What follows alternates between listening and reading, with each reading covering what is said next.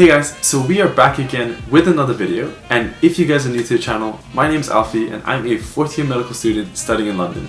So today is the night before I fly back home to Hong Kong.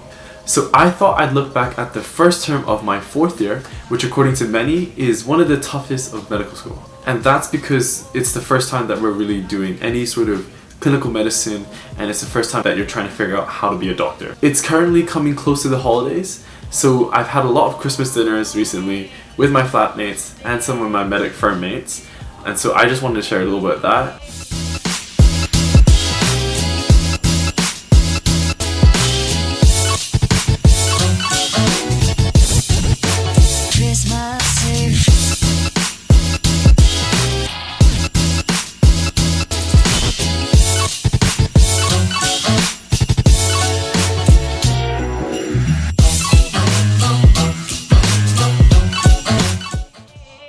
This term began with a lot of teaching from the final years, especially on clinical examinations. So we learn examinations on different parts of the body, such as the chest, the abdomen, and the cranial nerves, to name a few. And so this eased us into the start of clinics. Jumping into my first rotation, I started off with cardiology, which I knew would probably be my favorite. And the reason for that was because last year, I actually specialized in cardiovascular sciences. I definitely had some good background knowledge to help me start off the year. I really enjoyed learning more in depth about cardiac patients, and I did this by seeing a variety of cardiovascular conditions. So this year, I definitely had to start thinking about looking for clinical signs, symptoms, and trying to put together a whole picture to think about what this patient might have, and also consider what sort of management this patient might need. So next, I moved on to respiratory medicine, and this is when I definitely felt a little bit out of depth. And the reason for that was because I haven't seen some of these conditions or revised these conditions in quite some time. However, I actually think this was the time that I got a lot more comfortable speaking to patients.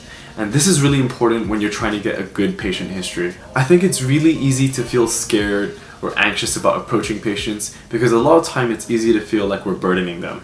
However, I was pleasantly surprised during my rotation when I found out that patients actually usually do want to speak to you. And I think a large reason for that is because doctors are usually quite busy, so they're often running around the hospital, whereas we as medical students have the luxury and the liberty of actually, spending that 30 minutes or hour sitting down and listening to what the patients have to say. So finally, I ended my term on the acute rotation. I really enjoyed my acute rotation, but I will say it's not like what the TV shows and the movies make it out to be. And what I mean by that is it's not always super hectic. There are times in the night when things slow down.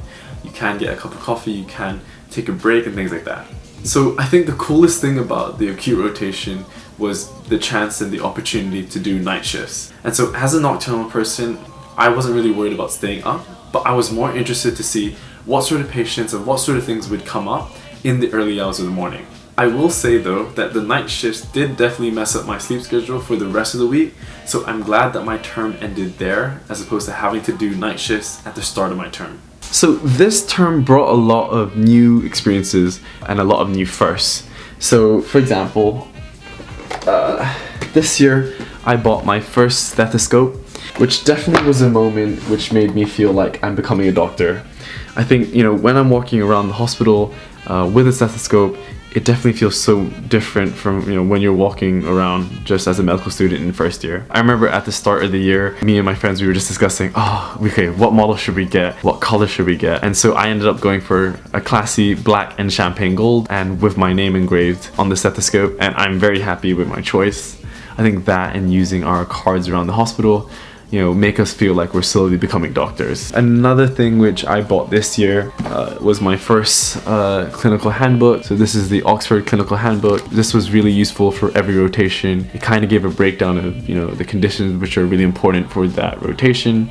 And, I found myself reading this before each rotation, and sometimes I'd be reading this on the tube just to kind of familiarize myself with whatever I'm about to see.